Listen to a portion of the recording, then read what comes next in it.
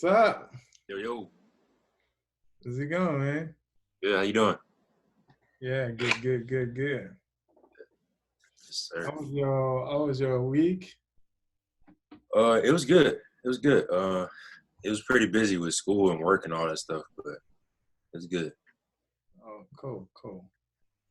Were you able to, did I give you any assignment? I don't remember if I gave you any assignment last week. I don't think no, you didn't. No, I didn't, yeah. We have so much to cover today, so All right, today is the cool. last day. Yeah. So, uh, let me see. And I know for sure that I've covered like a bits and pieces of what we have to talk about today, Mm-hmm. and I'm just gonna like let me pick the topic and just expand more on them. All right. So let me read through what we're talking about today. The first one is gonna be about depth, front to back panning, and under that we have how to create 3D depth in your song, 5 layers of depth. Oh yeah, that's a good one. Using short delays of width, using ambient, short room, medium room, big owl plates in cathedral. Then the next lesson after that is automation. Okay. The fourth dimension, movement creates motion, constantly moving one or two element. Okay, that's good. And the last one is finite mastering, level and gain, equalization, multi-band compression, trans transparent limiters. Okay, mastering was powerful. All right. I know last week I showed you a little bit about the mastering stuff. You remember? Mm-hmm. Yeah. On the mastering, I try not to do too much because I realized that when you let your master bus handle too much, it's like a lot of producers use it as a cop out to actually mix in the song properly. Oh, okay. Okay. Yeah. So because of that, I train myself to now rely on the master bus too much, to rely on me getting a good mix, individual tracks before everything is summed up on the master chain. Mm-hmm. So, but the master chain is like a multiplier. Whatever you put in, it gets multiplied. If you put Okay. in garbage into a master bus, it just multiplies the garbage. Whole lot of garbage. Okay. Exactly. So, but with the technique that we talked about last week, that's very powerful. I really hope you've been trying to use that, the clarity technique. Mm-hmm. Have you tried that in any of your mixes? Uh, a little bit. I didn't really like get into depth on all the instruments and all of that stuff in my beat, so I Mm. kind of just like uh I don't know why I did, but I had a problem with like all of my secondary like sounds. I didn't really know like the process of trying to mix them. I don't know if it was the same as like the important sound, like the top four sounds in your beat. I don't Mm-hmm. know if it's the same as that, but because I was trying to do my secondary sounds in the song that we mixed Wednesday, Okay. and I had a hard time trying to not turn down the song, like the fader of like specific tracks, and like trying to like I don't know. I just had that weird time doing that. So Mm. Well, let me see. That could be. First of all, you have to identify what those secondary sounds. What is their job? uh, to get the scraps, Huh? to get pretty much the scraps of the every like the sound frequencies. Yeah, but you remember when we're doing the production phase, we'll talk about you bringing some sound in at every section of the song to kind of keep the ear going, Mhm. like the ear candy type of stuff. Yeah. Those are the secondary stage. Okay. Yeah, that's the kind of job you want to give them. they're like the surprise, the little ear candy. They'll be like, oh wow, what's that? What's that? Mm. You know, so those are the behind. You know, you put them in a little room and a reverb, and they're not that full frequency because they're far back. You need to like filter them, like lows and highs cut, and you just put them in the back. Even if they have some eyes, they could have some their eye frequency could probably range up to 5 to 6K, but no, nothing like overly bright. Okay. So they just comes in and out. Once you identify your main players and those guys are right in the front, the other guys behind, that's the job. That's the only thing they do. They just come in surprises, you know. Mm-hmm. If you having the problem that you have, it could be you didn't really identify your main players. Or it could be the secondary player, they're actually one of your main players and you just, put them in the secondary player without knowing. Because Right. it's a why question. You have to really answer that question for yourself. Okay, what is the job of this element? Because there's some elements in your mix that drive the groove of a song. There's some element in the mix they give the vibe of the song. Right. They give you the vibe. When you hear that, you're like, oh, that sound put me in this type of vibe. So you have to identify those and treat them accordingly. Also, sometimes the main element changes from section to section.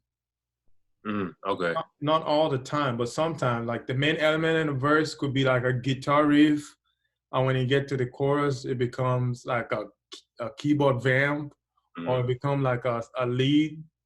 So you have to, pay attention to stuff like that. Okay. Okay.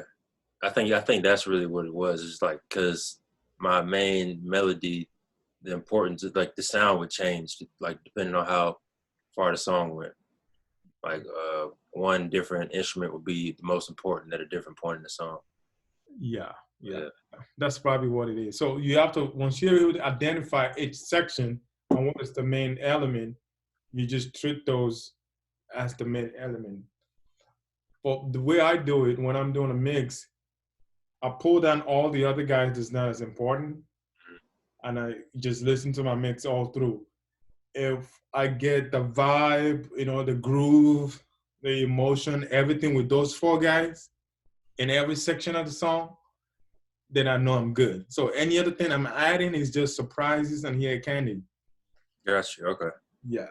So if you go at it with that mindset, I'm sure you'll be good. All right.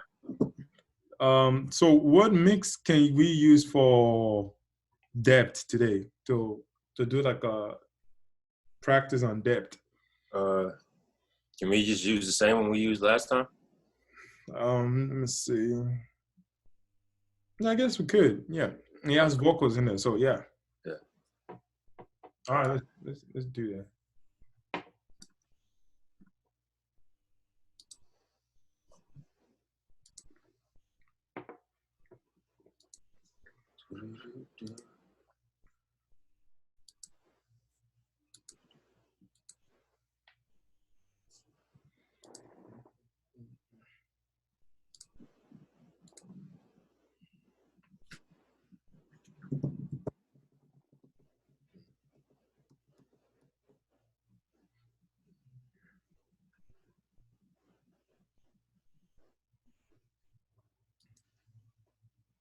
Oh, I remember you sent me the mix.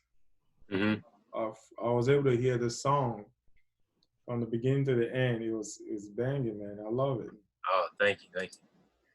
Oh, I kind of wanted to make a different like mixing decision because I don't know if you remember when we were talking about whether I wanted to be more present in my kick or my hi-hats. I feel like my hi-hats were too quiet. Mm-hmm. So I tried to like take up the attack a little bit more, or like you know, try to Yeah. take it up a little bit more to my. I was listening to a mix today, and in that mix, the hi-hat was like way up there. Oh yeah. Yeah, the hi-hat was driving the mix, like you know. And Yeah. I remember another person that does that is Dre, Dr. Dre. Mm-hmm. Yeah, Dr. Dre will have a mix where the hi-hat is just like so loud and is dominating everything, but at the same time, you're gonna still hear the snare and you're gonna still hear the vocals. Right. Right. Right. Right. So, and that tells me they did the opposite of what we did last time. So that means you're not gonna take any attack off your hi-hat. Mm-hmm. You're gonna take it off your snare drum a bit Okay. or your clap. Yeah. So you're gonna chip the attack a bit and kind of roll it back, but also separate the frequency so they're not stepping on each other. And for if you want to do that, the best way to do it, especially for the kind of clap sound that we have that extend from 1K all the way to 9K, you remember? Yeah. Our hi-hat, let me see what I have it, is like 5.8. So what I would do, I will cut. I can't, I'm only seeing the loading. Oh, hold on, hold on, hold on. Let me.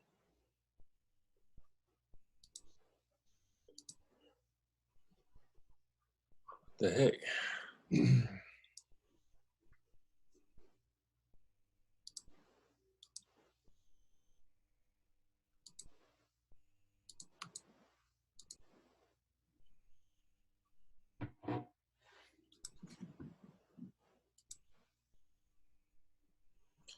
What in the world is going on?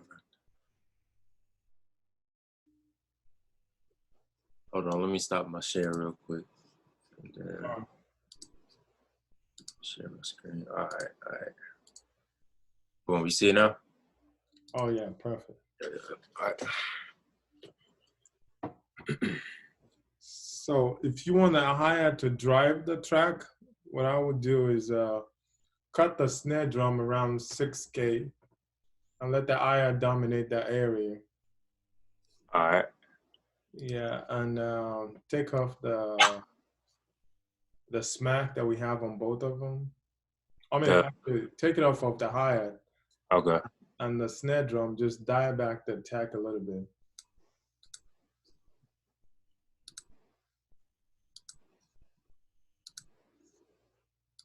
And then you said do a cut on the clap. Yeah, cut the 6K out of the clap. All right.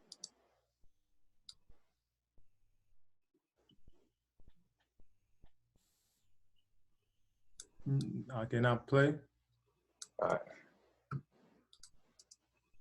Oh.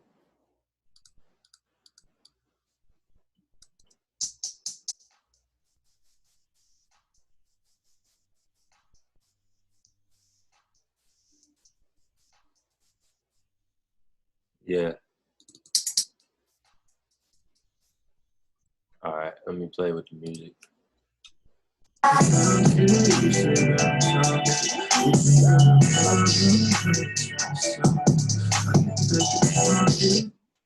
Yeah. Yes, sir.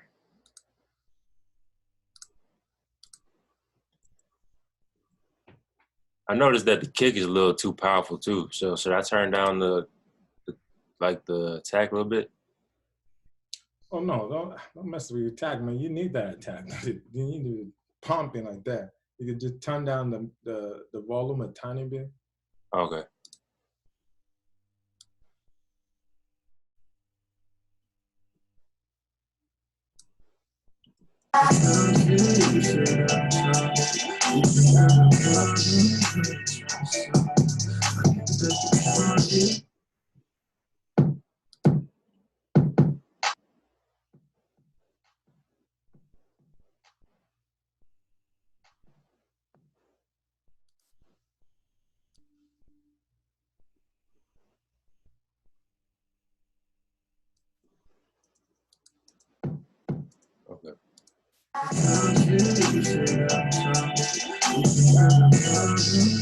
All right, bet.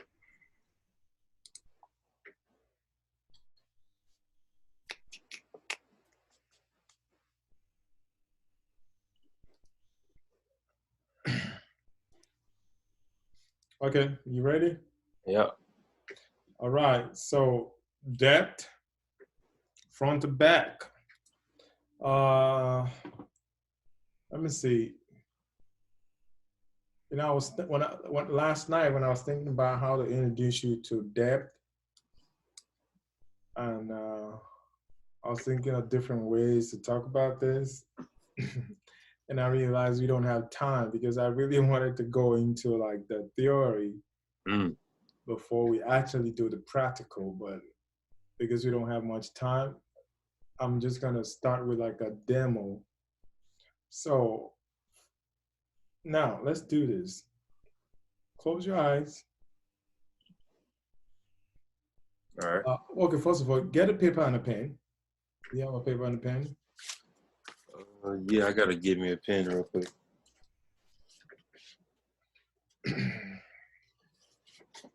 Oh.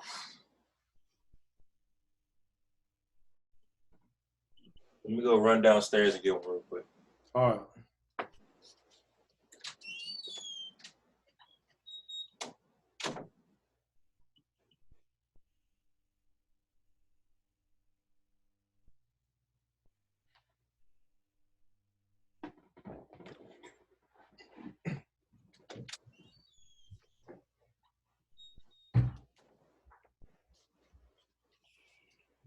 All right.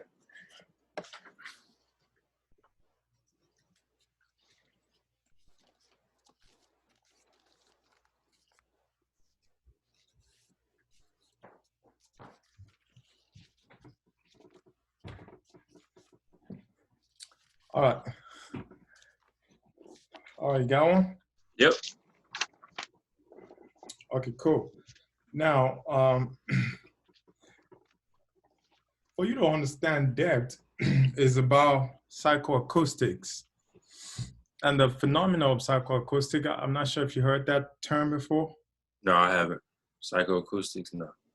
Okay, you know, the psych, it means the mind, and the acoustic, it means, you know, sound. So you join them together is psychoacoustics. Mhm. And the phenomenon is about how,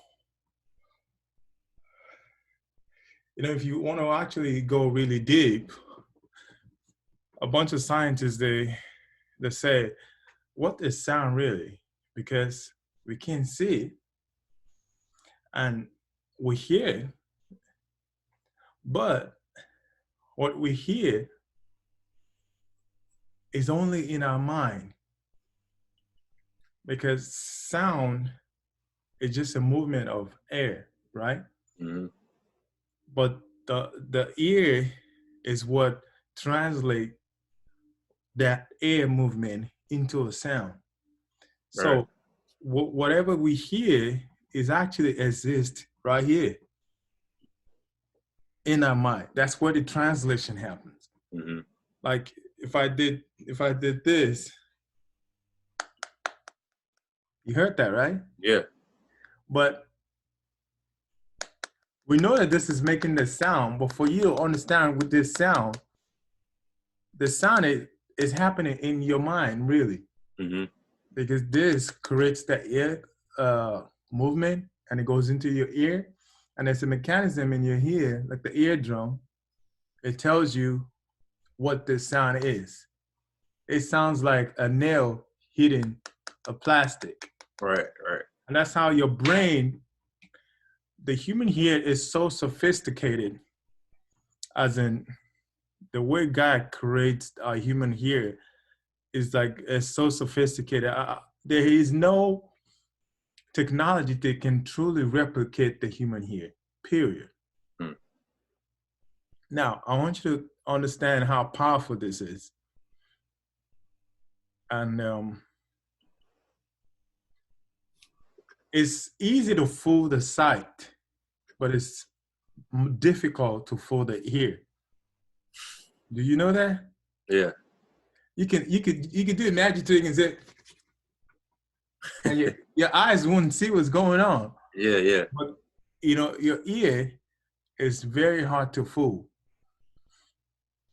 And there, there was a story. Let me make it really short so I can get to my point. There was a murder case some time ago. I think somebody put this story in the movie, but I think it happened in real life. This guy went to a parking lot and he pointed a gun at the guy that just came out of his car at the parking lot. Mm-hmm. So they had a camera in the garage. It was pointing a gun at the guy. Then they heard a gunshot, pow, and the guy fell down and died. Yeah. But the guy in the camera said he didn't pull the trigger. But in the video, they saw like a blast, and they heard the gunshot. Mm-hmm. So according to the court, he killed the guy. Yeah, he shot him. Yeah. Yeah, I don't know if you heard that story. So this guy was about to go to jail for a murder that he didn't commit until an audio forensic scientist was able to analyze that video because they understand that it's hard to fool the ear. Mm-hmm. They figured out that the gunshot in the video was a file that just pasted it on it. Oh man. And the flash they saw in the gun was, Photoshop. Mm.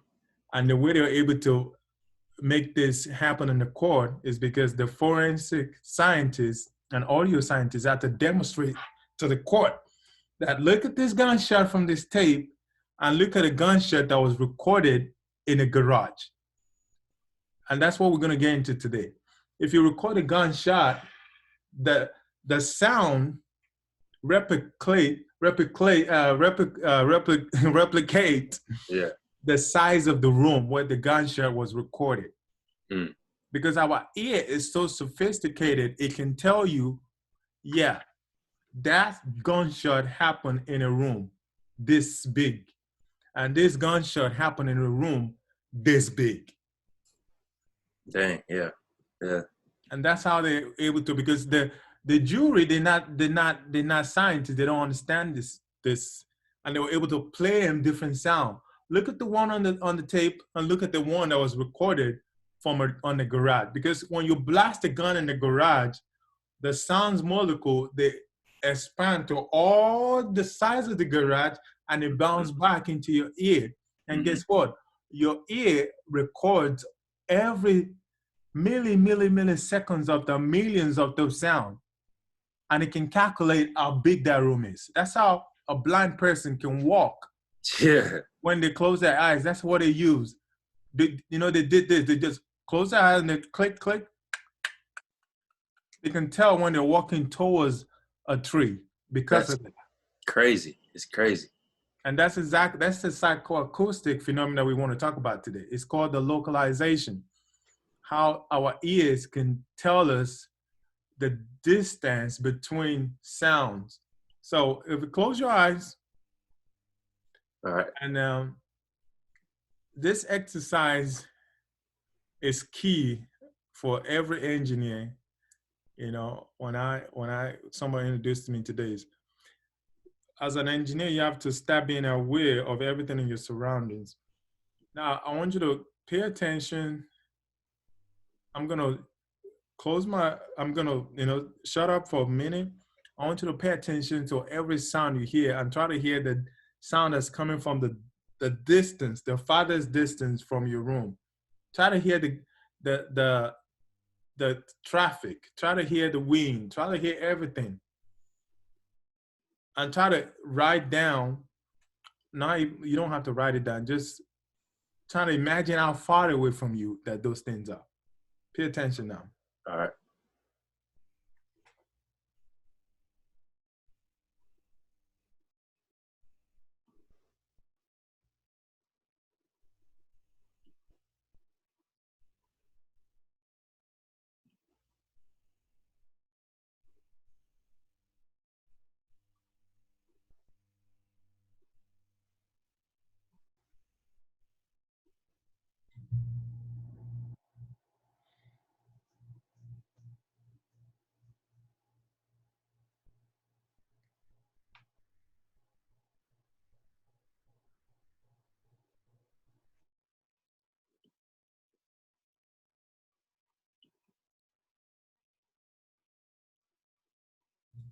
All right.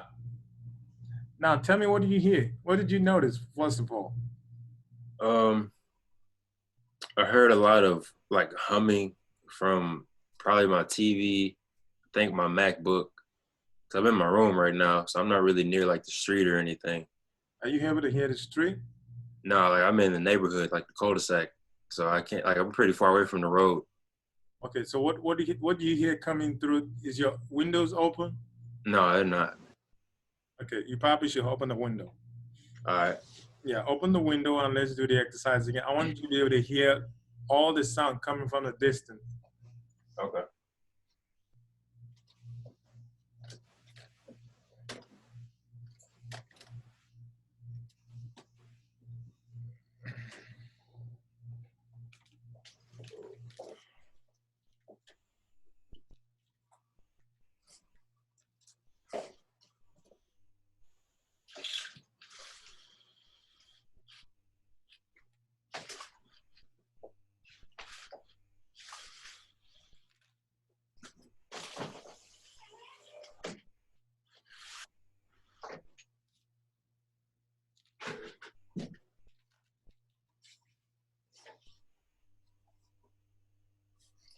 All right. All right, good. So I'm gonna do it for like 20 seconds. Close your eyes again. All And right. the reason I want you to close your eyes is because when your eyes are closed, your ears becomes more sensitive. So I want you to write down everything you can hear that's coming from afar, and write down the sound and how far away you think they are from where you at, and whatever characteristics you can use to describe that sound. Okay.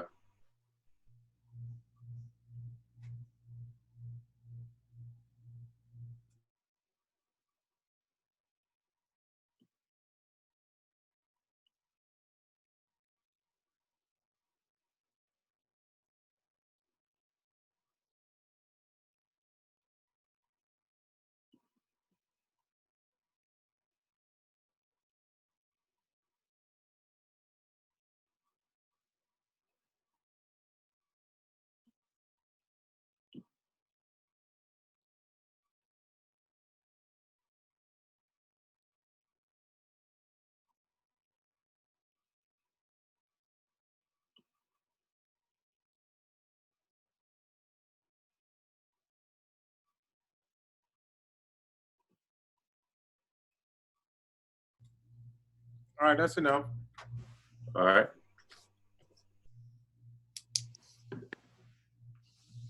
So what did you hear?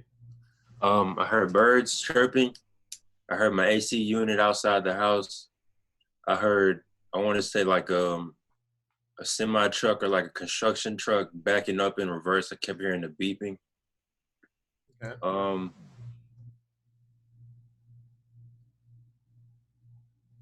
I heard my phone go off, like a text message thing go off or something, or somebody's phone I heard go off. I think that's pretty much it. Okay, so the relationship between those sound, how far away can you say they all are from where you at? Which one I is want the to say closest? Which one is the farthest away? And which one is in the middle? the closest is the AC unit because it's right outside my window. The second closest is probably the birds. I want to say they're probably like a mile or like half a mile away. Uh, and then the truck has to be at least like 4 miles away from where I'm at. Okay, that's good. Yeah. And the one that's farthest away from you, can you describe the sound? Can you hear? Can you hear? Can you describe the sound first of all before Yeah, it's just like beep, beep, beep. You know, like how a big truck and goes in reverse and you hear the beep, beep. Yeah. Yeah. So just so you know, that beep is transmitted through the air before it gets to where you at. Mm-hmm. So what will be the difference between the beep from where you at and you standing right by the truck? What would be the difference in the sound? It'd be more clear. It'd be louder. Loud about the characteristics of the sound, not just Uh, louder. What would you say it is?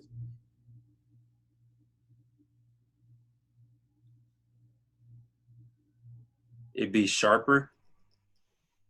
Okay, that's one. Um,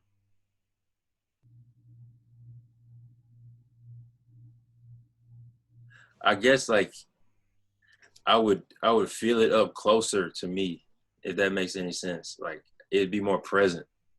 There you go. That's the Yeah. key word I was waiting for, presence. Mm-hmm. Now, sharper and presence. You see, I didn't put those words in your mouth. I wanted you to come up with this stuff by yourself. Now we're going to talk about the 5 layer of depth and the the tools that our ears use to identify distance, localizing where a sound is coming from. Our ears use the presence and the sharpness. Mm-hmm. That's one. And I mean, that's two. And the third one is the reverberation, which is the reverb around the sound. Now, when a sound is traveling from a far distance to where you're at, the high end gets lost Mm. in the air. So you I don't, couldn't really put that into words, but I felt I noticed that too. yeah, the high end is, like when you move closer to a person and you talking to their ear, you hear the whole full frequency of their voice. You Mm-hmm. hear the lows, the mid, the eyes, the presence. But the farther away they move from you, when someone call you from downstairs, Dre, Mm-hmm. you're not gonna hear the presence. You're only gonna hear the mid range of it Right. because the air filter off the presence on the high mid. So then Mm-hmm. also another thing that gets lost is the attack, the sharpness. That's what you call the sharpness. Mm-hmm. That's the attack. So for us to be able to simulate, to kind of trick our ears that a sound is coming from a distance, we have to use all these tools. So now let's use let me see what element we want to put real back in the mix. I might have an idea because this kind of I don't know if it does, but this kind of goes into my secondary mixing problem Okay. because right here in my melody there was a sound I wanted to put like in the background of these sounds. Okay. So which one is in the front? Which one is in the back? Hold on, let me.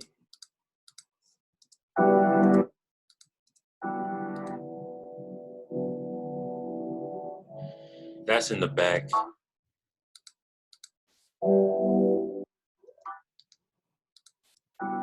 This is in the front, and these two are in the back.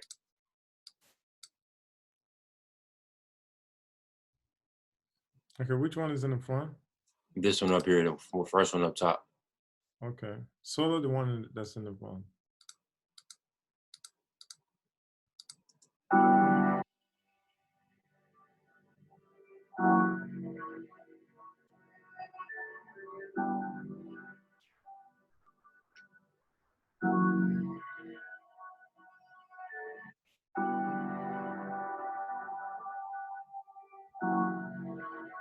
All right. Okay, so the one you want to move in the back. So solo them. Let me hear that. All right.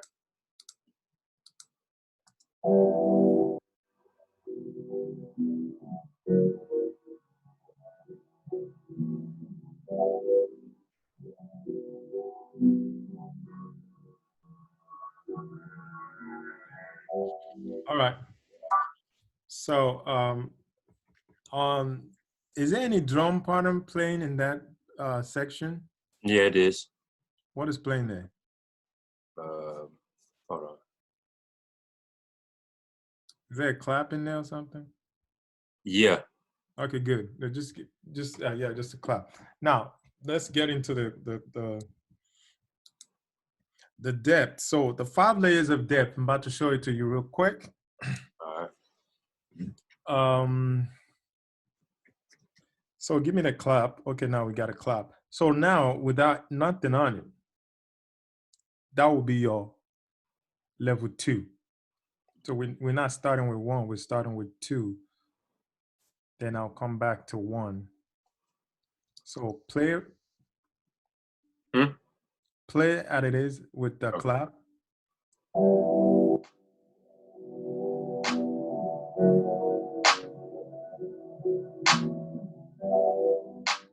Okay, pause. Now they're behind the clap, right? Right. So that's like a level number 2 right there. If you want to move something from level 2 to number 1, what we can do to it is add a lot of attack and a lot of presence. Now, let's just use 1. Don't use 2 of them. I just need 1 just for the experiment's sake. Okay, play the 1 again.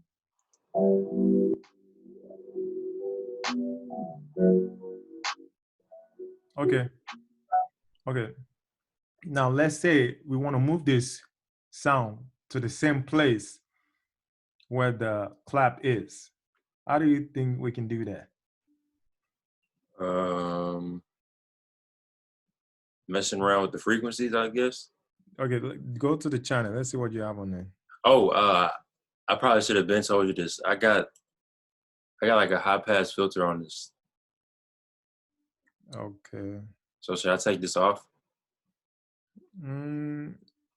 That's what you're using to make him move it to the back, correct? Yeah. Okay, if you want to move this front, yeah, take it off. Take the high pass off. Okay.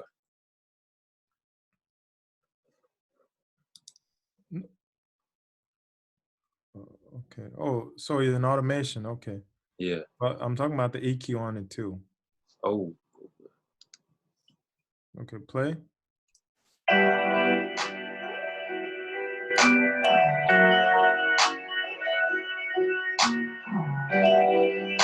Okay, pause. So that's like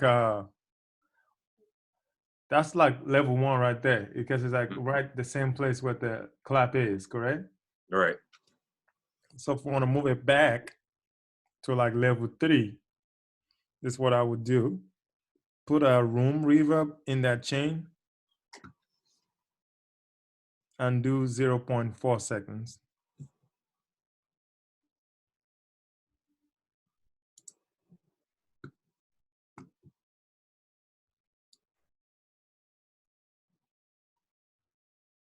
Yeah, around 0.23. Yeah. Right. Then the reverb, put it at 50%. 50%. The mix. Oh, my bad. My bad. Yeah. Yeah. Okay. That's like your level 3 right there. Play.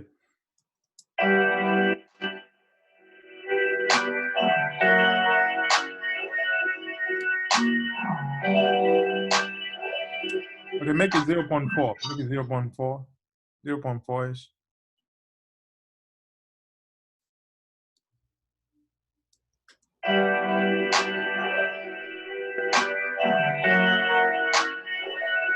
Okay. I hear the difference. You hear the difference? Yeah. Yeah, I think that the volume generally is too high though. Mm-hmm. The volume of the sound itself.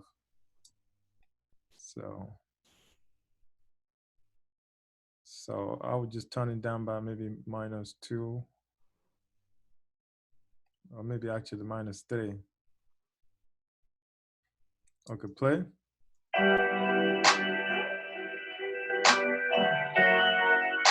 Okay, stop. So that's like level 3 for you right there. Mm-hmm. So now I want to go backward, right? You're right. Now backward, take the 0.4 to 0.8. Then move the pre-delay to like, I guess you could still leave the pre-delay the way it is. Now, then now take the ions off. Put your EQ and take everything from 6K or 5K downward.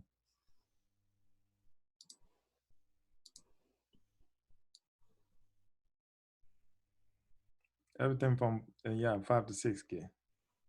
Okay, now play.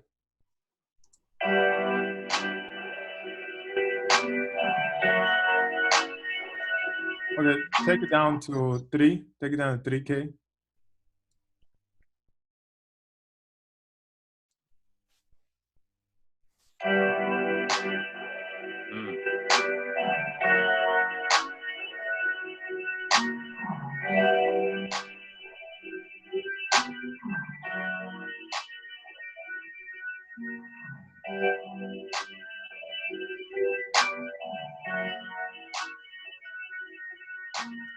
Yeah, I hear it. So does it step backward more or no? Yeah, no, it went backwards more. Yeah. Okay, so that what level are we on now? I was at level 4 now. Okay, what was level 3? Level 3 was we didn't cut any of the high frequencies out, but we put like 0.4 on the decay and had the mix at 50%. Okay, what was level 2? Level 2. What was level 2? Level 2 is just faders up. Just Yeah. not, Okay. Yeah. just nothing, and just turn it up, turn it down. Just level 2. Then Okay. then level 1. For level 1, the trick that I always use for level 1 is to add a lot of presence, which is boost your 5K to 6K and add some attack. But you have to be careful because every instrument and element, they have their own different timbres. You have to take that into consideration. Sometimes you may not need to add a lot of attack if the sound itself already has like some type of inherent attack in them. Right. Right. So, but you always have to remember, for you to be able to push something in the number one to like 0, like really upfront, you need a lot of attack and a lot of presence, which is 5 to 6K upward, and even some parallel compression or some saturation will push anything from whatever level they're at all the way to 1. Gotcha. So now we're going deep now. So we're on number 4 right now. Let's go to number 5 now. So take your 0.8 to 1.2.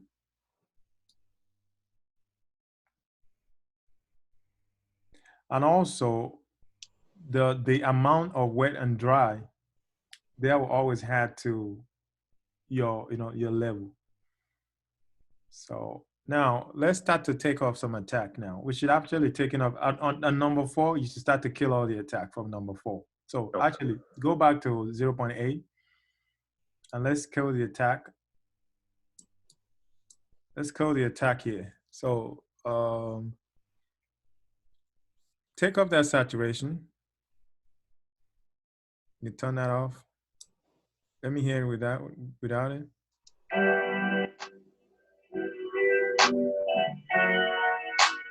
Okay. You still hear some attack? Not as much as with the. Yeah, a little bit. Yeah, because saturation will always bring stuff forward. You have to always remember that. Okay. Because saturation just multiply the harmonics. So, and that more harmonics is adding presence to any sound. If you want more harmonics, because sometimes I do that. If I want more harmonics, then I have to cut down the highs after you add the harmonics. Got you. Okay. So you're having like a best of both worlds, but you still don't want the track to come forward just because you're adding harmonics to it.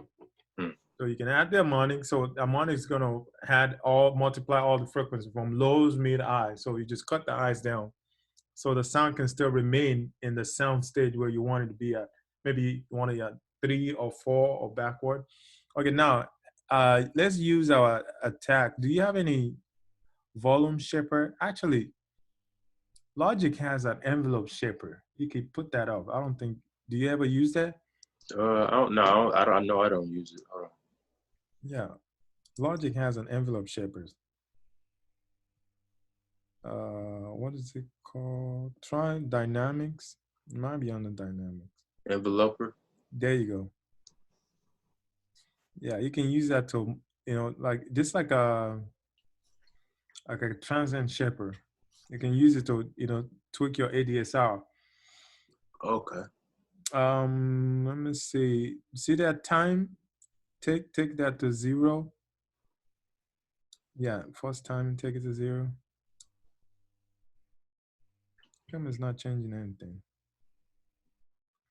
Okay, pull the gain down to the first one. Yeah. All right, play.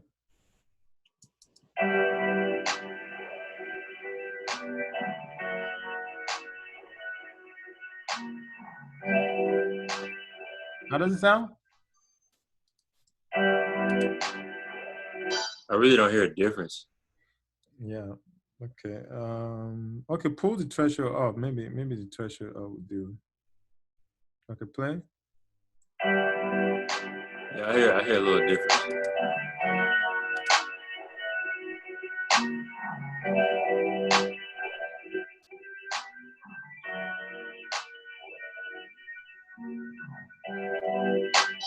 Yeah, I hear a tiny difference. You're working? Yeah, a little bit. We don't want a tiny difference. We want a lot of difference. All right. Do you have any transient shaper besides? If you don't have any, just bring up the smack thing, smack attack. Let me see.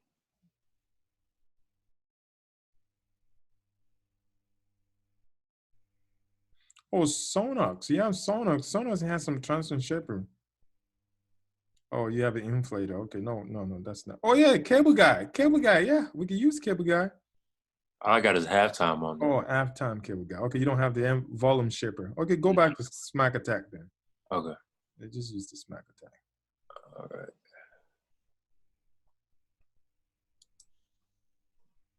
Yeah. Pull down the attack right there. Pull it down all the way. Like, yeah, it's playing it. Oh yeah.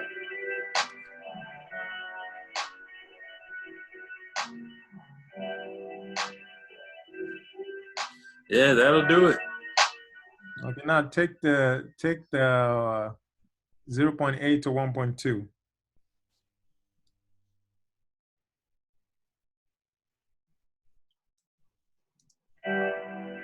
Oh damn. Damn.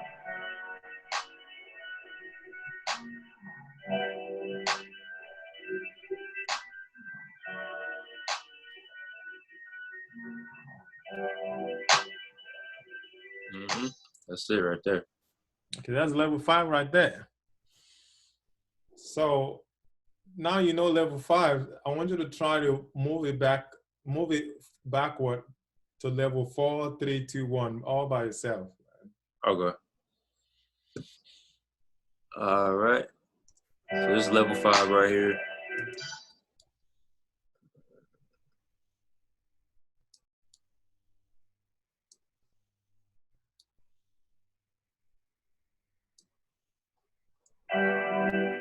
So that's level 4.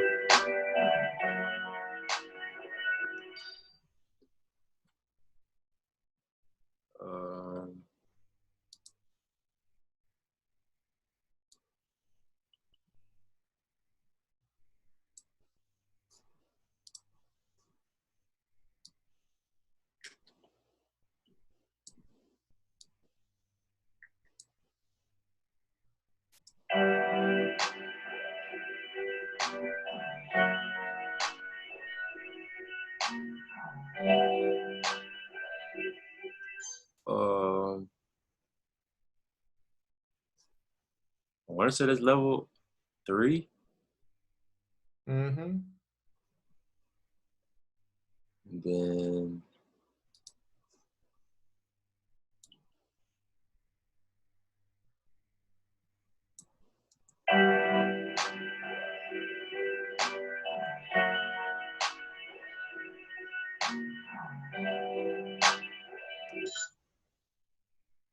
want to say that's level 2, but dang, I forgot what we did for level 1. Okay. Oh, we did something with pre-delay, didn't we? No, we didn't. We didn't touch the pre-delay at all. See, between, okay, write this down. Between 0.1 to 0.4 milliseconds, that's your level 3. Then between 0.4 to 0.8, that's level 4, plus filter at 3 to 5 to 6K. Maybe, yeah, maybe 3 to,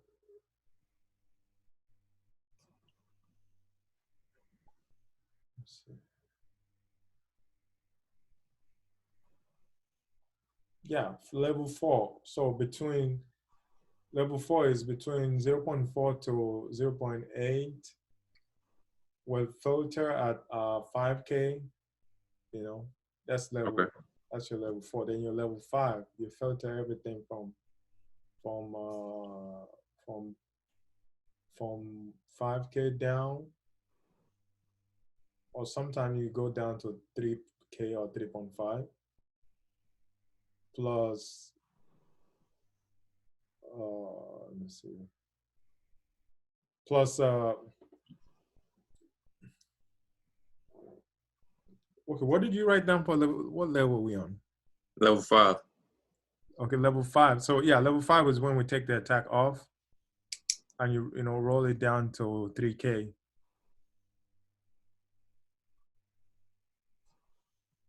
Then 1.2 seconds. Okay. So level 5, there's no attack, 1.2 seconds up. Then filter at 3.5K. Mm-hmm. Then level 4, filter at 5 or 6K, 0.8 milliseconds. Then level 3 is like the ambience change with 0.1 to 0.4. No filter, a little bit of attack.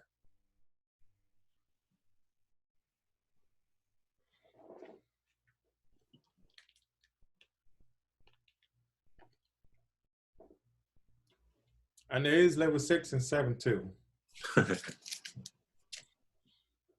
And that's just some crazy stuff. Level 6 and 7. Let's try to take this to 6 actually. So let me give you one more bonus. Take it to 6. Go back to where we stop at 5. All right.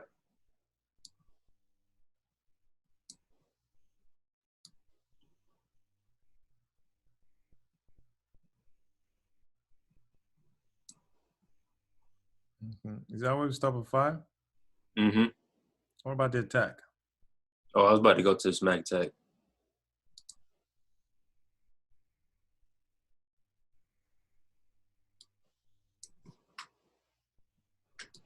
All right. I play.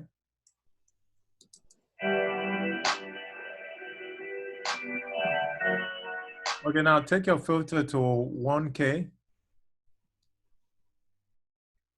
Okay, right there. Then take your decay to 2, maybe 2.2. Then pull the pre-delay to 0. Then make the reverb like 60 or 70, 65 or 70. The mix version. Yeah. Okay. Now cut the lows at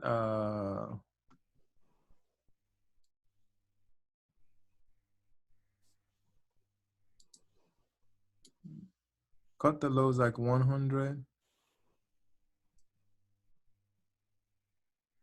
I could play. Yeah.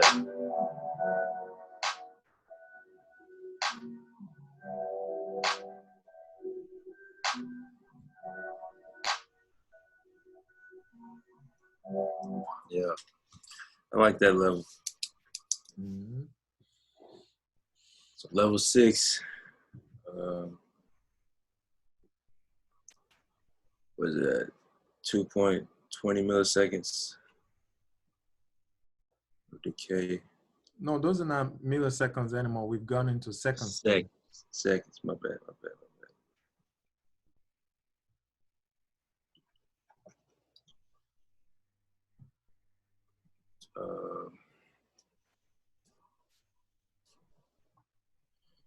70% mix level.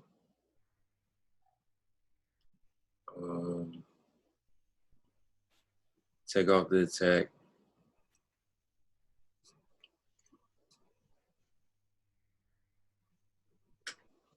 Make a cut at 1K and a cut at 100.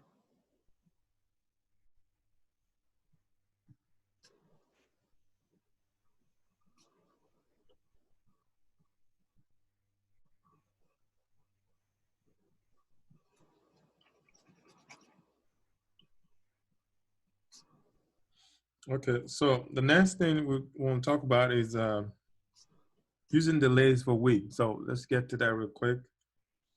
All right.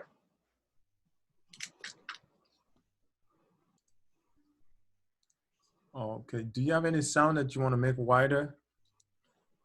Okay, actually, don't worry. Let's just use the other sound, the one on top. Oh, the one, maybe the one below. Yeah, the one on top. That's the one that you said is supposed to be front, right? Yeah, the lead, yeah. Okay, yeah, solo there. Turn the other one off. Okay, so does it have filter on it too? It just has like a Oh, okay. Now put a delay on it. Put a delay on this track. I think. oh, should I take the Saturn off? Yeah, you could take it out. Yeah, there is a delay that. All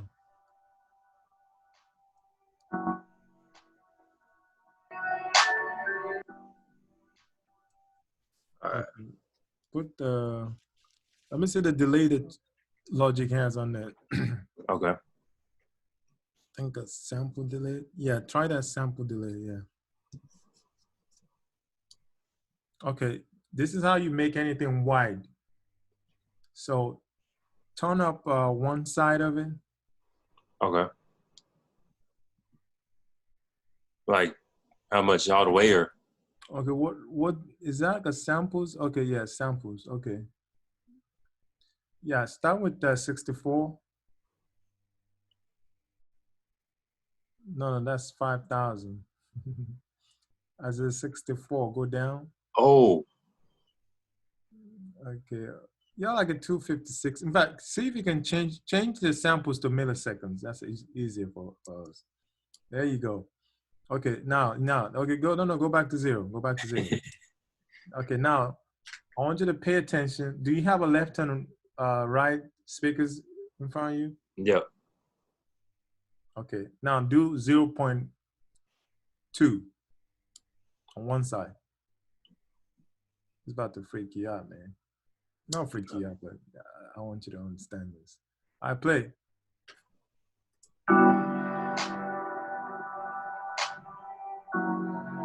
Okay, where's the sound coming from? Like the left speaker. The left? Yeah. You sure? Uh, Okay, make it 1 millisecond. this is on the left, like the left one though. Mm-hmm.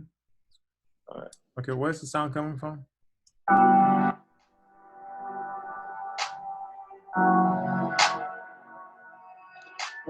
Okay, put your headphones on. It's because your speakers may not be set up correctly, so you're not gonna be able to hear the true imagery. Okay. Put your headphones on. That's probably better.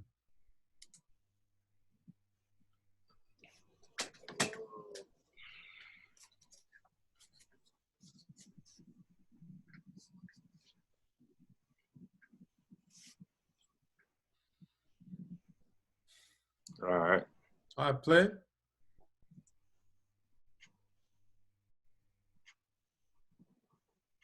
Where's it coming from?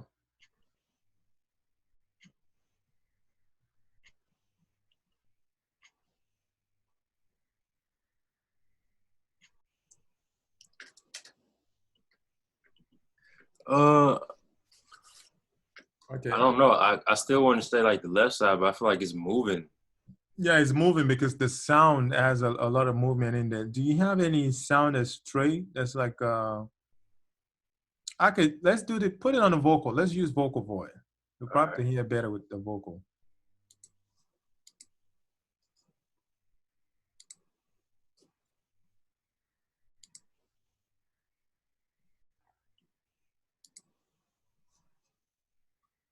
Okay. Now do 0.5 first. Change it to millisecond. All right, play.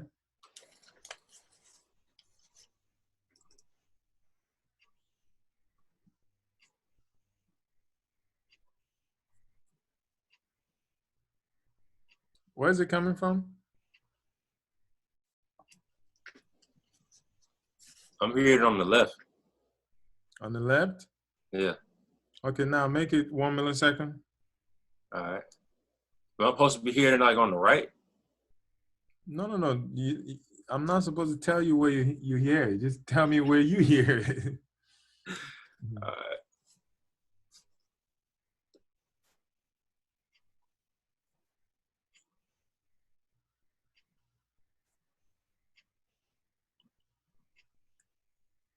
Where do you hear it from? Yep, on the left side. Okay, now make it 10 milliseconds.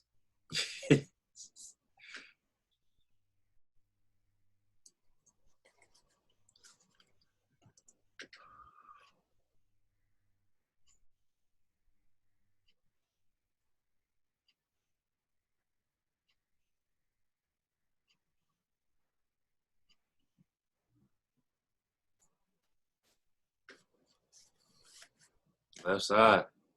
Okay. Try 20.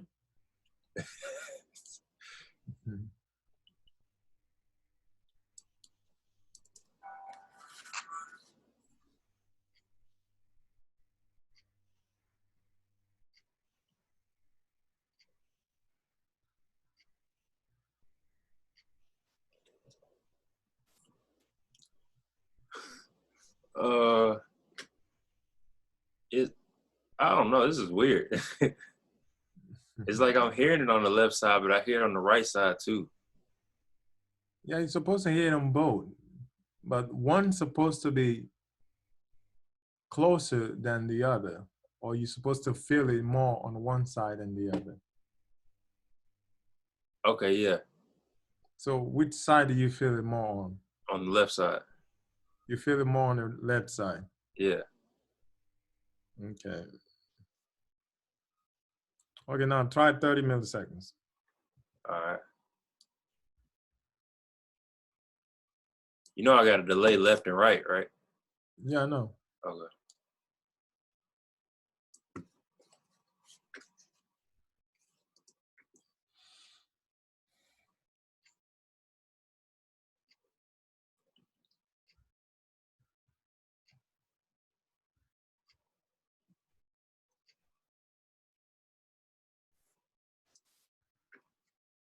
Where? I hear it on the right, but I hear it dominantly on the left. You hear what? I hear it on the right, but I hear it dominantly on the left. Okay. It's almost like a stereo panning type thing. Yeah. Yeah. There's a thing with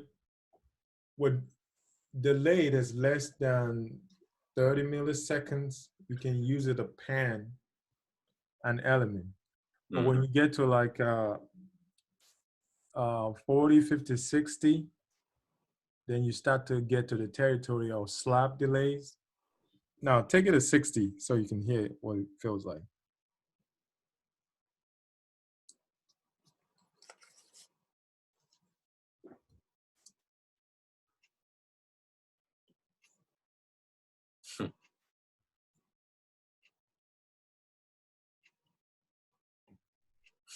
That's cool. That's cool. What does it sound like? It sounds like it sounds like it's echoing. Like it starts from the left, but it echoes to the right. Okay. So if you want to create width with any sound, so you can make it wider and take it out of the middle, Mm-hmm. you can use this guy right here to push the sound out of the middle. So another thing I want you to do is put this back on that sound that we added on, All right. the first one, and turn on your kick. In fact, no, just turn on your bass drum. All right.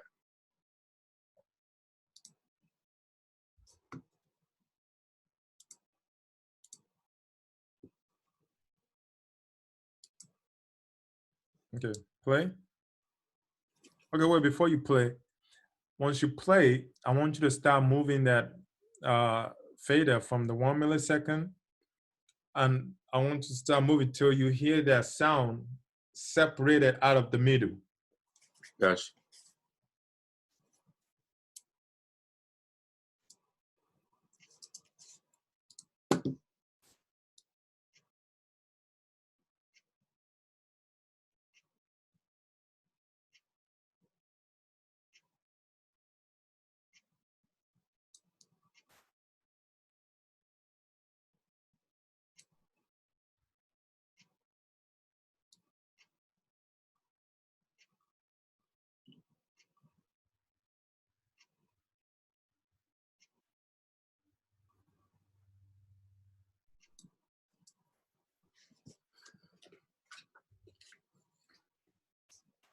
Yeah, I felt it like widening. Did you take it out of the middle? Mm-hmm. So you're able to hear the bass clear after it went out of the middle? Hold on. Let me try. Hold on.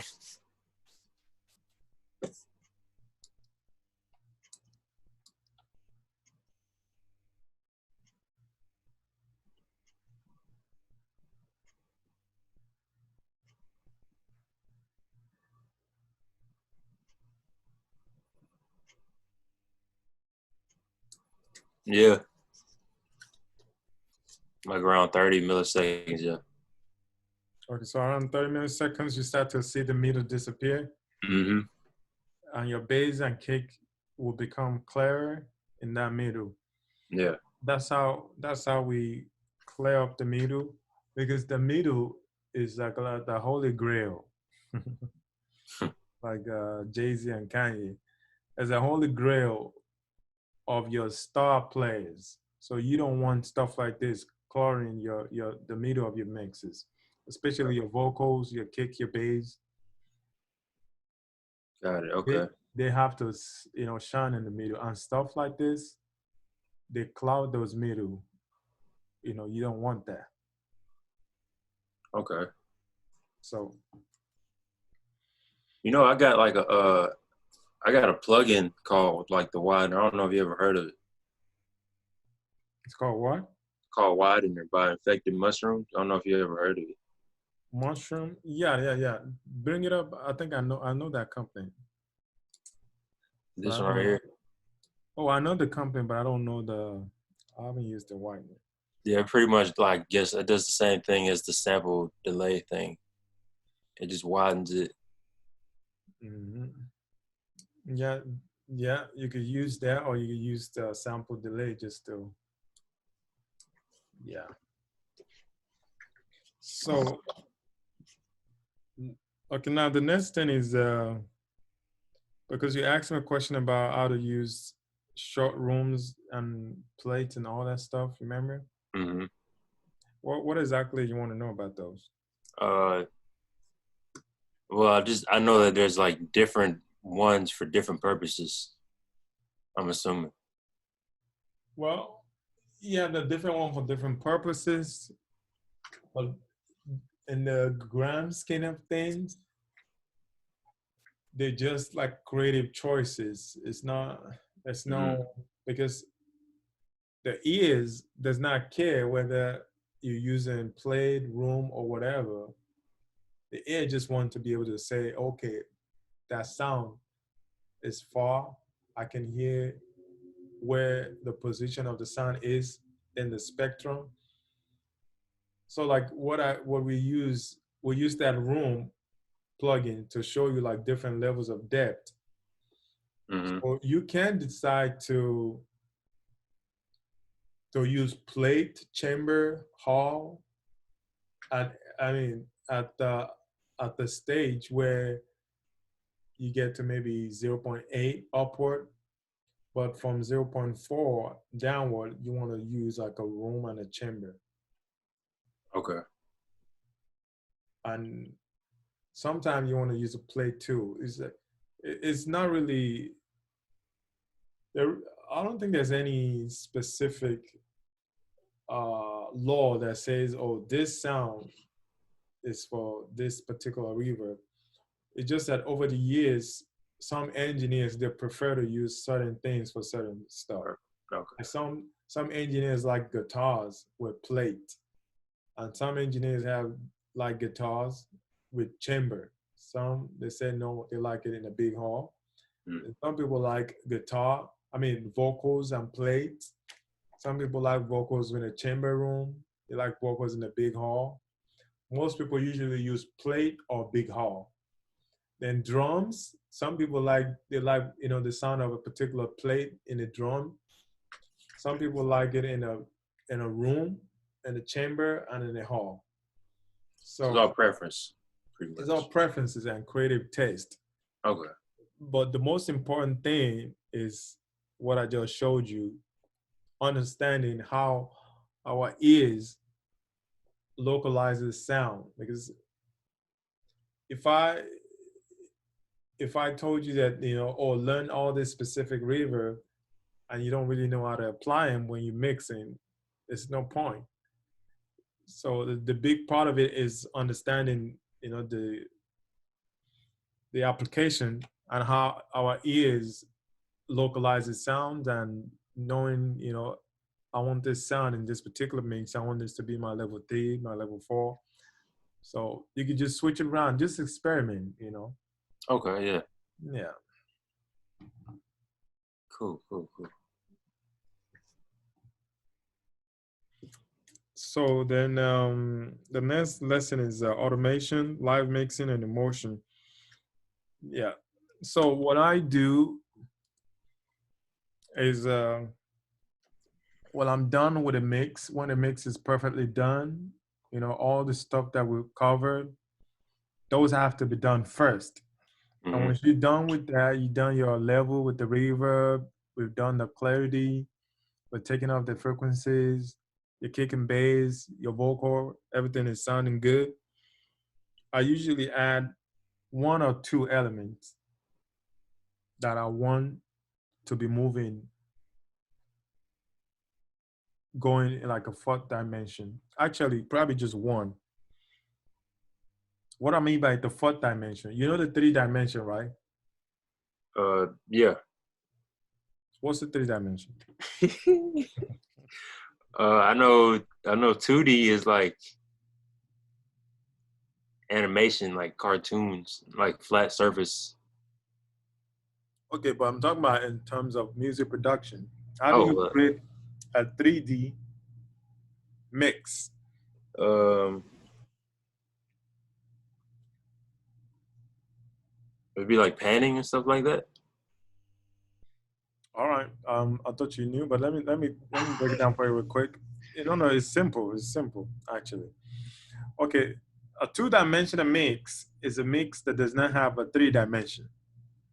A mix that doesn't have what we discovered today, the depth in those layers going backward. That's your third dimension. Because the 2 dimension is just frequency up and down, highs, mid range, and low. That's 1 dimension. Mm-hmm. Then we talk about left and right. That's the second dimension. You get it? Yeah, I get it. Yeah. Let me demonstrate for you real quick, actually. All Put your headphones back on. right.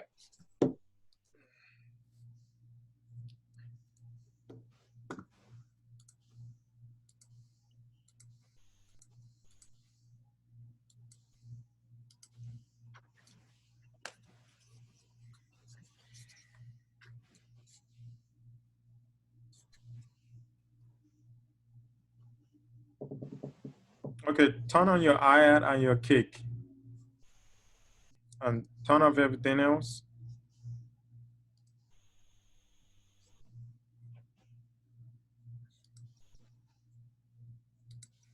All right. Okay, once you play it, tell me if you can hear the height and the low. Play.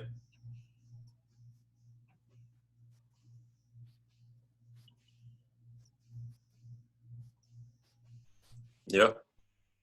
So you hear high and you hear Mm-hmm. low. Mm-hmm. Okay, so that dimension number one right there. Right. Now, bring up that last EP that we just worked on, the one that what we used the pre-delay on. I mean, yeah, the sample delay on. Turn it on. All right. Okay. Do you hear left and right?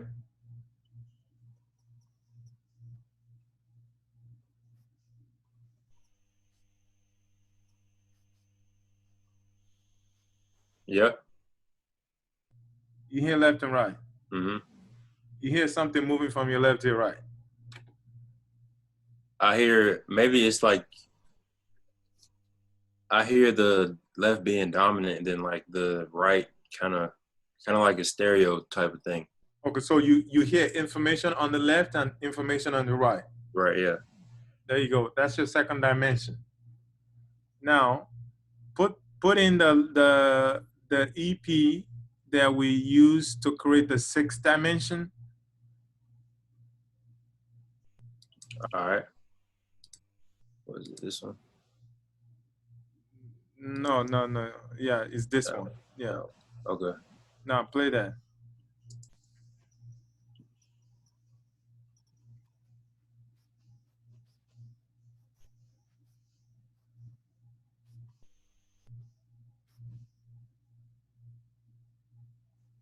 So you hear something in the far back. Yeah. Yeah. You feel like a 3D movie for you right there. Mhm. Yeah. I would turn this one down a little bit. It's a little bit too loud. Oh yeah, you can turn down accordingly. Yeah. But yeah, I definitely hear this in the background for sure. So that's your 3D right there. You hear something from top to bottom, left to right, and something way far back there. Right. Right. Right. Okay. So that's if that's how you separate the Joneses from the professional. Okay. Okay. But most producers they only stop at the left and right. Mm. They don't know how to do the 3D to make something feel dimensional, 3 dimensional. So when you hear that, your all of a sudden your ears feels like it's in a movie because in reality we hear stuff in 3 dimension naturally all the time. When you move around, you hear something. That's why we did the first exercise for you to be able to hear something coming from afar off, something from the left, right, and height. So you want your mixes and your production to have a replication of like a realism, like life. Mm. Okay. So having that depth is key. Yep. In every production, you always want to have something that gives the ear an impression of depth. Right. So now the fourth dimension, that's where we want to go to the fourth dimension now. Okay. Most producers stop at 2. Now we're going to the fourth. So the fourth dimension is movement. So in a mix, you want to have something that moves, like they're constantly changing position. For example, if you have something with like a filter, like anything that moves with time, anything that changes with time is your fourth dimension. Mm. Okay. So if you have like a filter, like something that changes with filter, like it starts from like a mid range and it do. That's the fourth dimension stuff right there. Can we make something do that? Yeah, I thought you already did have one. Oh, you did? Might be this one.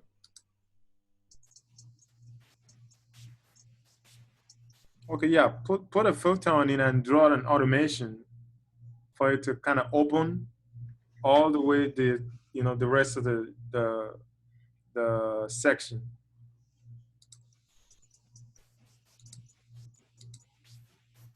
Okay.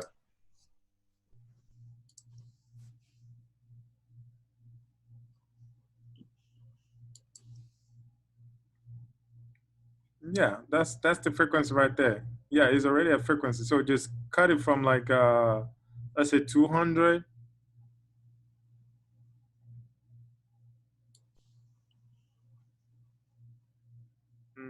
Okay, from 200 and let it go all the way open all the way up, Okay.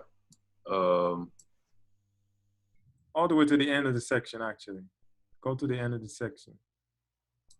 Okay, then open it, create another point right there.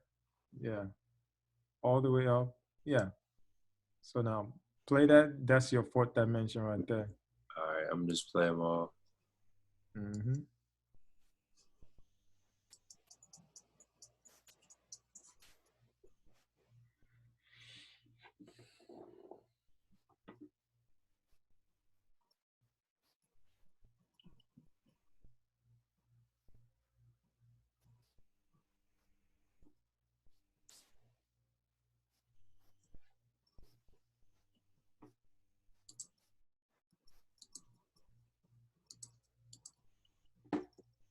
Yeah. Yeah. I hear it. I got to do some leveling because they're all kind of like at the same volume. So I got to do leveling, but I got the degrees. Okay. So that's one technique you can use for fourth dimension. Another one that I use is like an automated reverb. Okay. So I need another. Go to another section actually, All right. so we can do the. See, do you have any guitar in this song? No, I don't. So you only have keys and what else? Keys and like this synth sound right here and kind of like whatever this loop is, like bells and all of that. Okay, let me hear that synth. All right. Kind of like a lead. Hold on. I got to change my speaker so you can hear 'em. Uh,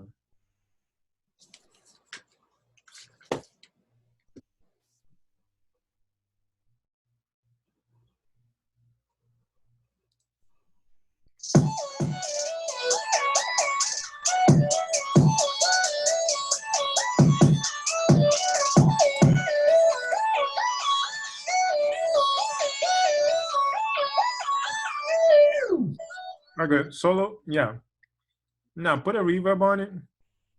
All right.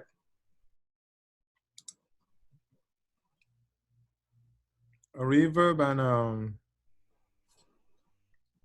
yeah, you can use that. And a filter. Do you have a filter or an EQ or what? Yeah. Okay, now um okay, now turn on your automation lane. So I want to draw automation with the mix of the reverb, the mix, which is Okay.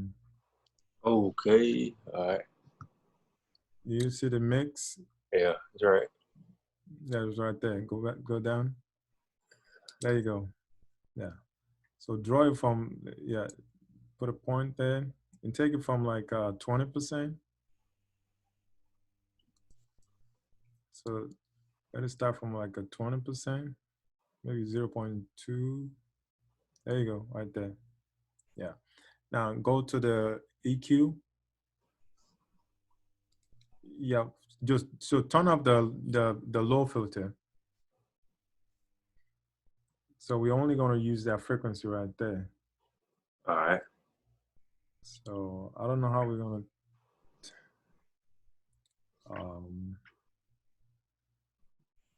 Okay, how did we do it for that other one? you mean? The The last one we just did now. How did we do that? all he did was lower this and just raise this up. Yeah, well, okay. Which EQ? Okay, do exact the same thing then. No, leave that alone. We're done with that. Leave that alone. Oh, you're talking about like the high pass filter. Yeah, the high pass filter. Oh, we gotta just turn that on. Yeah. I cut. Okay.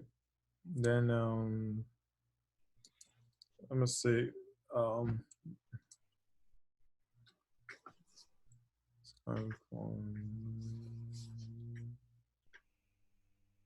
Okay, yeah. Now do the opposite. Start from like 20 all the way to 300. So you start from 20K. No. Yeah, 20K, then bring it down to 300. Yeah, 200 is good. 200 is good.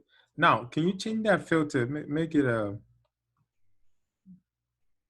no. Make it like a 48 per octave. Go click on that. You see 24 per octave, dB? Yeah. You see that down there? Where On the EQ. Yeah, you see 24 per octave? You see that? yeah. Change it to like 48. All right. Okay, 30. Yeah, I mean 36. Oh yeah, leave that. Now play it.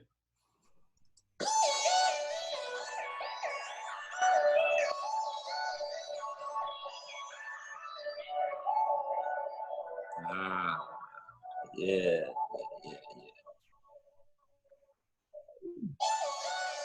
Yeah, I like that. I like that. Okay, actually take the 200 to probably no, sorry. The 200, yeah, that EQ, take it up to like a 1K. Yeah, right there. Okay, play.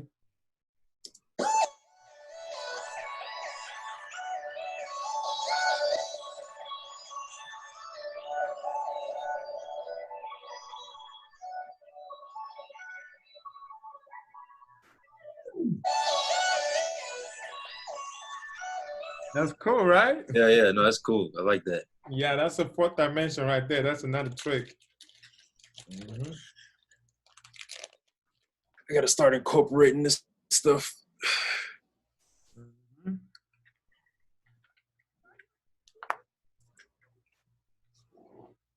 So, no, in every mix, I like to have at least one element that creates this fourth dimension. And or one element that I'm doing like okay, let me give you a third trick for fourth dimension. You can close this.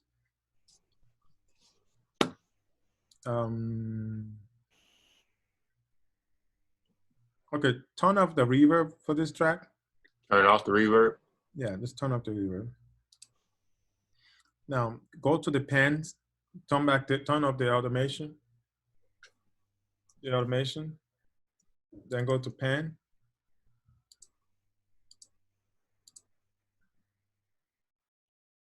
Yeah.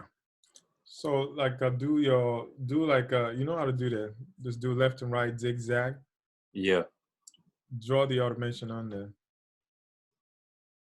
I know there was a way that you could oh yeah, like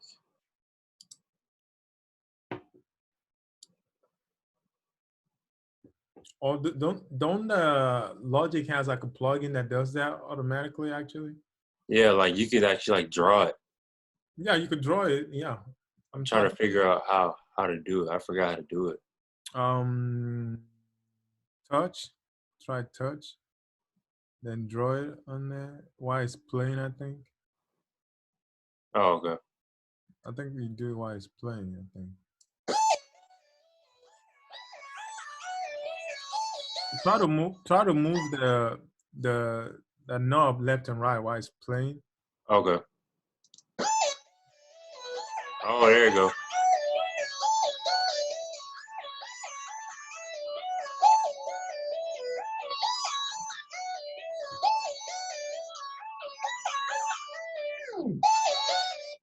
Okay, now then you change it back to read, from touch to read. There you go. Now play.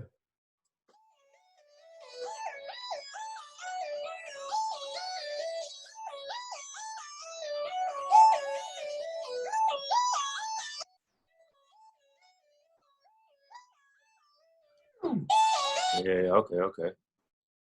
So how does the sound feel? Does it feel like it's coming closer and it's going backward? Oh yeah. Yeah, it's like You're going to hear that better on your headphone. Trust me. It's going to sound like ear candies on the headphone.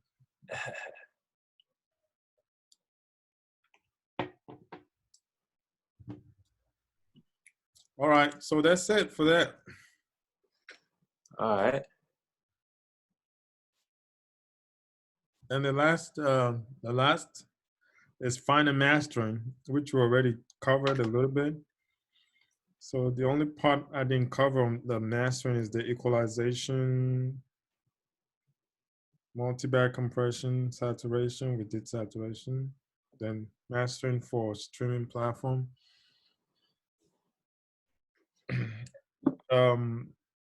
For streaming platform, let me give you a website actually that I use if I can remember.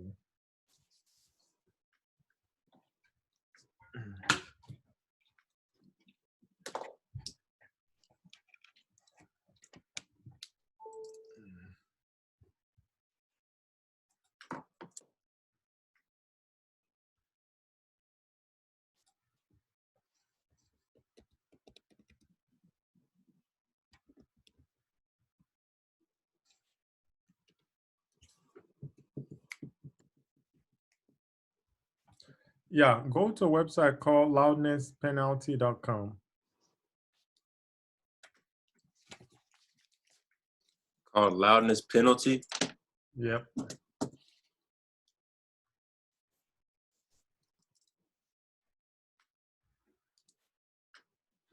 All right. Okay. I think they're turning out to plug in. So you can actually just use the plugin. But what you could do is once you're done with your master, you could drag it in here and it would tell you, do you have a song that you can drag in? Um I don't really have any songs that's mixed. Huh? I don't have any songs that's mixed. They're like ready to go. It doesn't matter. Just drag it in there so we could just see. All right, give me a second. Okay. You need to share your screen so I can see it. All right.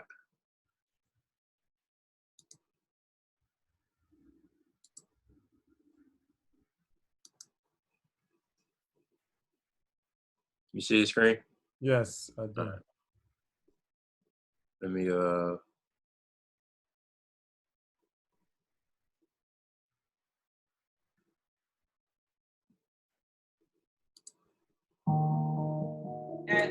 right, we'll use that one. Oh Lord.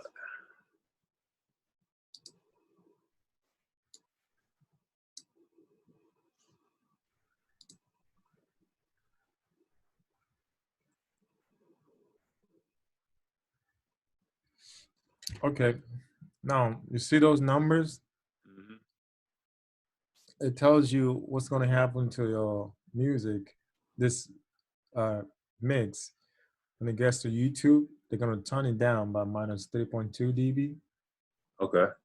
Spotify is going to turn it down by 2. Tidal is going to turn it down by 3. iTunes is going to turn it down by 3. So this gives you an idea of, what to gauge for. So when I do a mix, I try to get it as loud as possible, even though I know they're going to turn it down. But despite the fact that the AES, you know who the AES are? No. Audio Engineering Society. They and also the EU, which is the Europe EBU, Europe Broadcasting Union.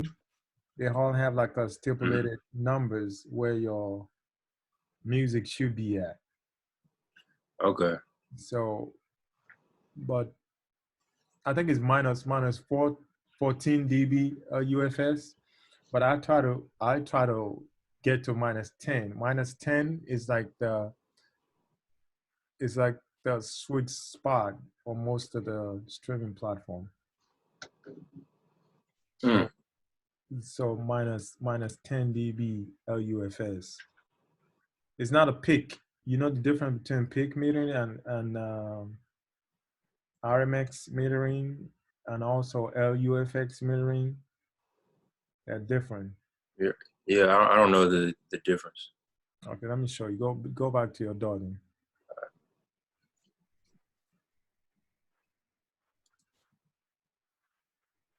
So on your master, now you can release the solo now. Release everything from solo. Want to hear everything. So play like the chorus section, the loud part of it. All right.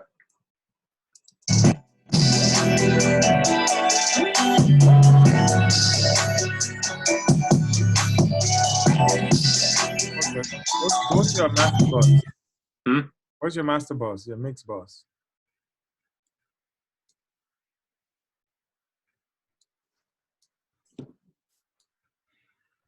Okay. You have a wave. Yeah, turn on that read thing on the stereo bus. Is it? Okay, yeah, this. Now go to waves. Waves has this LUFS meter. Let's see if you can bring it up.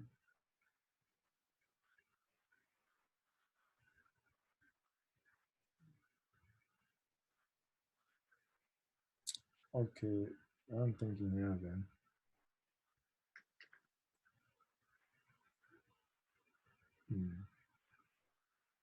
Okay, use the one that come with logic. All right. The metering. Go to the metering and do loudness meter.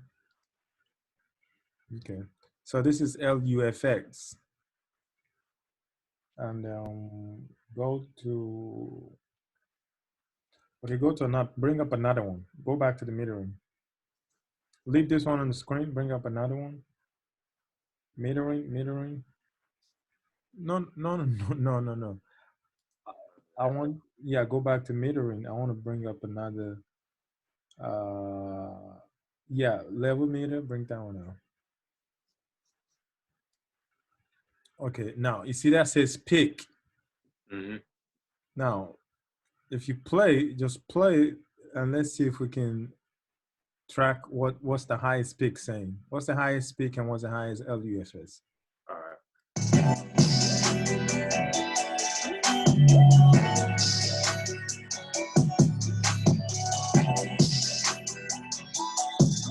So what numbers are those?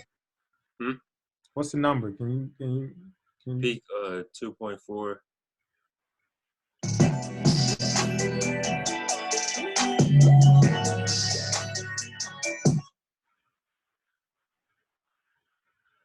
The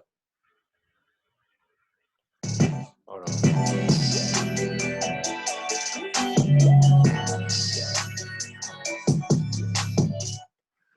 LUF is like in the 6 to 12 range. Yeah, that's really loud. That's when I go back to your limiter because we're doing that trick. Don't close that. Don't close this. All right.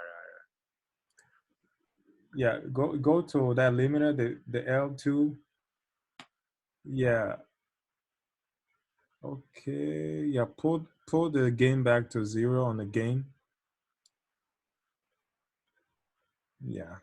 Because we already did the mastering for this mix with those EQ and yeah, mute all those and leave the limiter on there. Yeah, just leave the limiter on. Okay, now play. You can close the limiter now.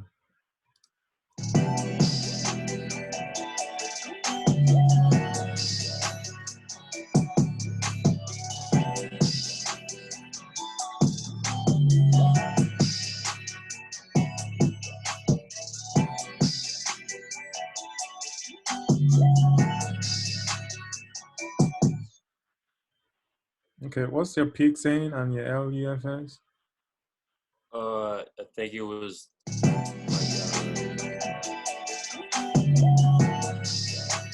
probably be like from the 8 to 15 range. You have to count it by the highest number that he's reaching. Okay. So the peak to me is getting to red over there. I see 0.7. Mm-hmm. That's probably the highest. And your LUFS is getting to, what's the highest number again? Like 7. Okay, yeah.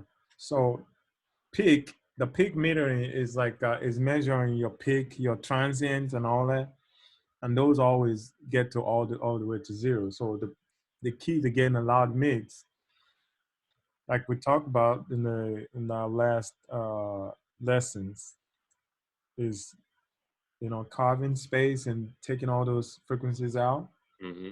and also the next part to getting a loud mix is reducing the peaks, which we're doing with the limiter. That's actually the most common way to get loudness is to just kill the pigs and increase everything else All right. and Okay. crush it to death. So, but we're not doing that. So, so pigs is what they try to get rid of. You know, the common way to get loudness is to kill all the pigs, which is reduce all the spikes, is getting to zero, and you know, clamp them down, and increase the overall sustain of the sound. But we're doing it differently. We just had a lot of saturation with our NLS, Mm-hmm. and we added a little bit of highs and lows, and we're using the limiter to catch the peaks. We're using a transparent limiter, which is not killing our peaks or kind of catch them in more intelligent way. Right. That's why L2 is a pro. It's called Pro L2. So anyway, so we're doing it differently, and getting a lot of attack and also punch and also saturation and also loudness at the same time. So mastering for string, I try to get close to -10. If you want to like be competitive, go above 10. But Okay. but you have to bear in mind that once that mix get to string, they're gonna cut it down just like they did to that other ones that you saw. Right. Yeah. Okay. Yeah. That's the end of the lessons.